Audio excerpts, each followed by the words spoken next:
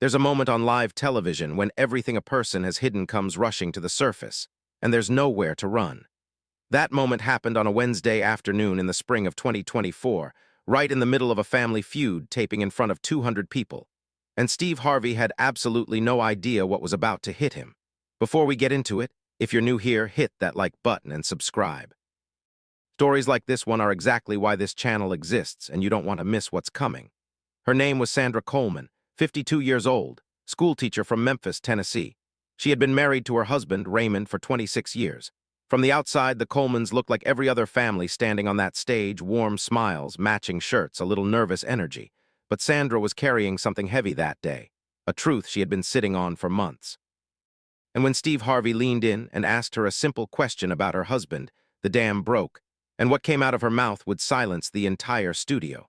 This is the story of what happened when a wife finally told the truth on national television, and why Steve Harvey later said it was one of the most unforgettable moments of his entire career.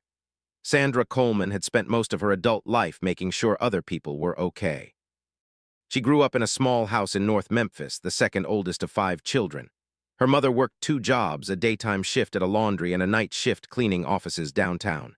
Her father had left when Sandra was 9, and that was that. No dramatic goodbye, no explanation, just gone. From that day forward, Sandra learned something that would shape her for the rest of her life. You hold the family together. You do not fall apart. You keep moving. She put herself through college on a combination of scholarships, waitressing tips, and sheer stubbornness. She got her teaching certification at 23. By 25, she was in a classroom of her own, 3rd grade public school, the kind of school where kids came in hungry and stayed late because home wasn't always safe. Sandra loved those kids. She showed up every single day. She met Raymond at a church cookout when she was 26. He was tall, soft-spoken, and had a laugh that filled whatever room he was in.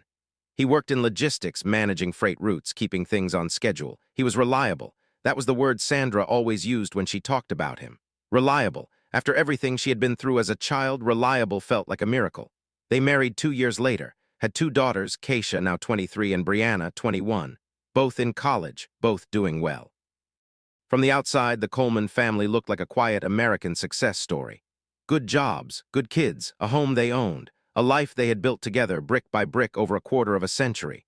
But 18 months before that Family Feud taping, Sandra had found something. It was a Thursday evening in October. Raymond was on a work trip, or so she thought.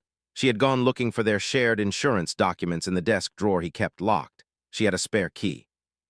What she found was not insurance documents. There were bank statements, an account she had never seen before. There were receipts, there were photographs, and there was a lease agreement for an apartment 20 minutes across town signed in Raymond's name going back 4 years. Sandra sat on the floor of their bedroom for 2 hours without moving. She didn't confront him right away. She isn't a woman who acts on impulse, she thought. She planned. She spoke quietly to a lawyer, then to a counselor, then to her sister. She held it all together the way she always had, steady, composed, giving nothing away. She continued going to work. She continued cooking dinner. She continued sleeping in the same bed as a man who had been living a double life for nearly half a decade. The Family Feud appearance had been Keisha's idea.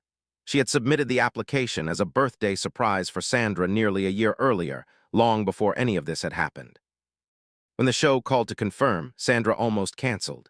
But then she didn't, because Sandra Coleman had decided that before she walked out of her marriage, she was going to stand in the light one more time and tell the truth. The Coleman family had made it through the main game. They were behind the Dawson family by 40 points going into the final stretch, but a lucky streak in the last round had brought them even, and they had walked away with the main game win on a buzzer question about household chores. Now it was fast money. Keisha had gone first for the Colemans, scoring a solid 138 points, strong answers, fast instincts. That left Sandra needing 62 points from 5 questions to win the $20,000. Straightforward enough on paper. Steve Harvey walked over to Sandra with his usual ease, that big warm smile already setting up the banter.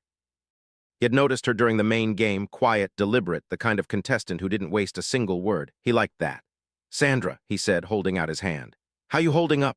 "I'm fine, Steve," she said, and then she smiled, not a nervous smile, not a polite smile, something more complicated than either of those.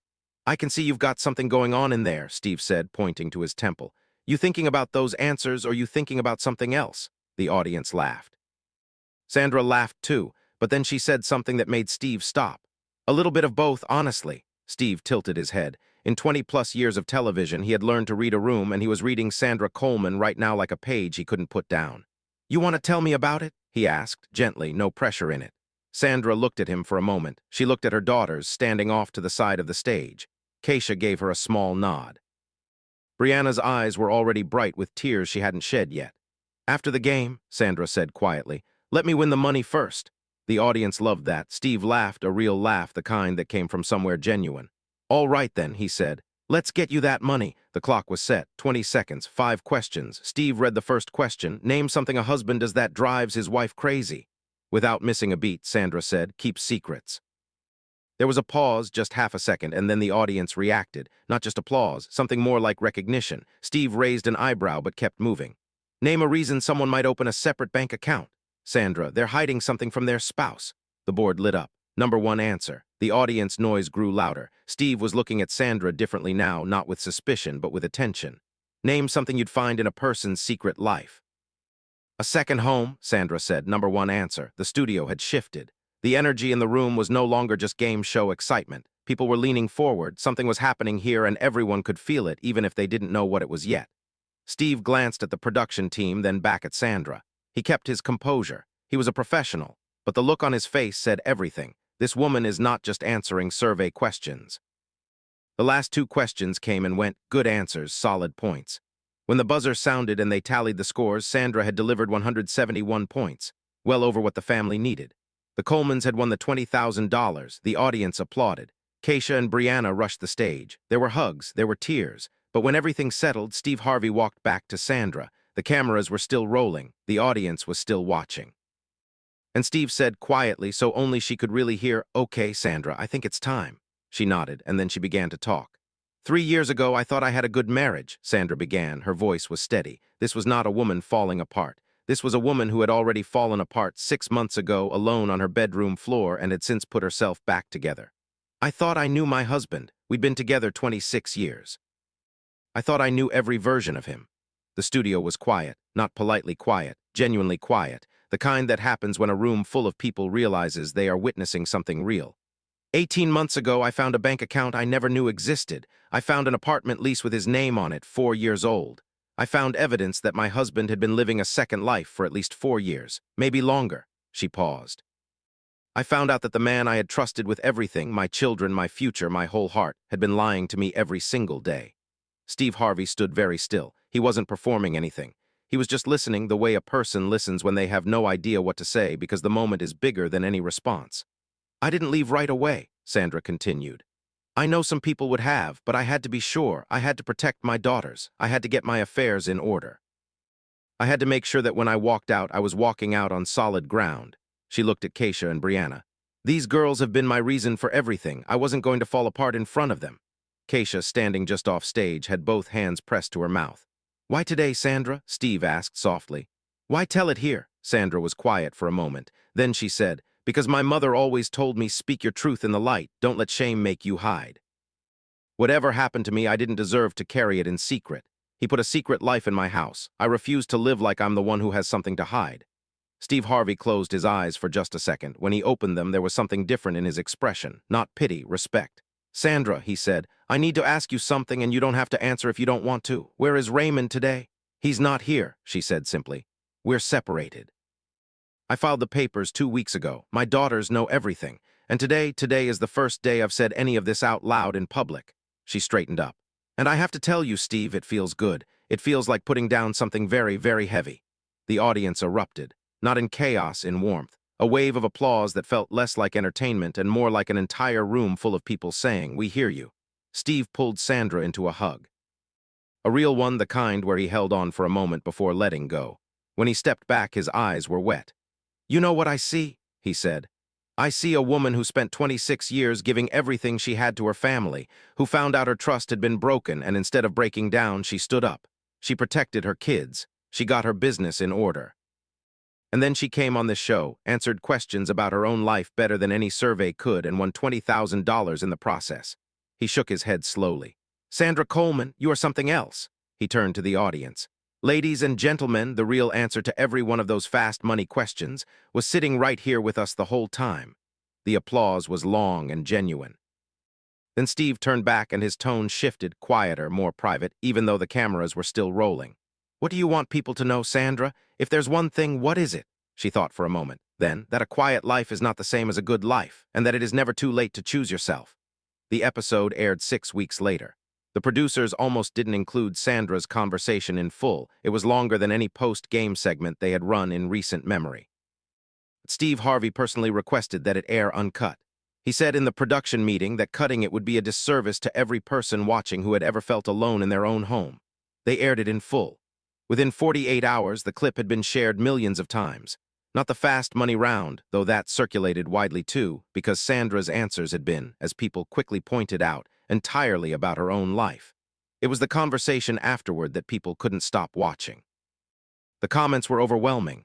Women in their 30s, 40s, 50s, and 60s writing about their own marriages, some still intact, some already ended, some they were quietly reconsidering. Men writing to say that Sandra had made them look at themselves. Young people writing that they had never seen their mother's experience reflected on television before. One comment, which was shared and screenshot tens of thousands of times, read simply, "She answered every question about her own marriage and nobody in that studio knew it. That's the bravest thing I've ever seen on television." Sandra Coleman became, overnight, someone people felt they knew. But what happened in her real life was quieter than the internet's response to it, and more important. The divorce was finalized 4 months after the episode aired. Sandra kept the house. Her daughters, who had been devastated when they first learned the truth about their father, had spent those months in family counseling. It was hard. There's no version of that story that isn't hard, but they were talking. They were still a family, the three of them, reshaped, figuring out what came next. Sandra went back to her classroom. Her students, 8 and 9 years old, had no idea what had happened to their teacher over the past year. They just knew she showed up every day. That had always been enough for them. 3 months after the episode aired, Sandra was invited to speak at a women's conference in Nashville. She almost said no. Then she thought about what she had said on that stage. "It is never too late to choose yourself." She said yes. She talked for 40 minutes to a room of 400 women about what it meant to keep a marriage together out of habit, about the difference between loyalty and self-erasure, about the particular loneliness of suspecting something is wrong and telling yourself you're imagining it. The room was silent in a way that told her everything she needed to know about how many of those women understood exactly what she was describing. Afterward, a woman around Sandra's age came up and held her hand for a long moment without saying anything. Then she said, "I've known for 2 years. I just didn't know I was allowed to do something about it." She had the number for a lawyer by the end of the evening. Steve Harvey called Sandra personally a few days after the episode aired. He had seen the response online and wanted to check on her. The call lasted almost an hour. He talked to her about his own life, his own past, the mistakes he had made, the things he had learned. He told her that the courage she had shown on that stage was something he was going to carry with him. "You answered those fast money questions out of your own life," he told her. "And you still won. That's not a coincidence. That's what happens when a person is finally telling the truth." 6 months after the episode, Family Feud ran a follow-up segment. Sandra came back alone this time, not as a contestant, just to give an update. She looked different, not in a way that was easy to define. Lighter, maybe, more settled in herself. She told Steve that she had started a small support group in Memphis for women navigating the aftermath of deception in long-term relationships. It had started with 7 women around her kitchen table. By the time of the follow-up taping, there were over 60 members meeting weekly in 3 different locations across the city. "What do you call it?" Steve asked. "We call it solid ground," she said, "because that's what we're all trying to find, solid ground to stand on again." Steve nodded slowly. "Solid ground," he repeated. "I like that. That's what you walked out onto when you decided to tell the truth." Sandra laughed, a full, easy laugh. "It took me a minute to get there." "It always does," Steve said, "but you got there." The follow-up segment aired to the highest ratings the show had seen that quarter. Letters and emails came in from across the country, from women who had found solid ground through the internet, from therapists who were referring clients to the group, from a publisher in New York who wanted to know if Sandra had ever considered writing a book. She had not considered it. Then she did. The book, which she spent the following year writing in the early mornings before school, was titled Keeping Secrets: What I Learned When I Stopped Carrying His.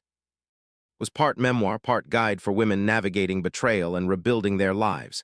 Her editor described it as the book that tells the truth about the marriages we don't talk about.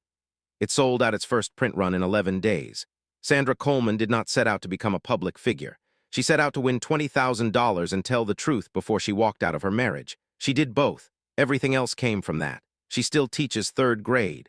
That part hasn't changed. She says it won't because those kids need someone to show up for them every morning, and that is something she knows how to do. Keisha and Brianna are doing well. Brianna, the younger one, has said in interviews that watching her mother on that stage was the moment she understood what strength actually looked like. "I used to think strength was not crying," she said. "My mom taught me that strength is telling the truth even when it costs you something."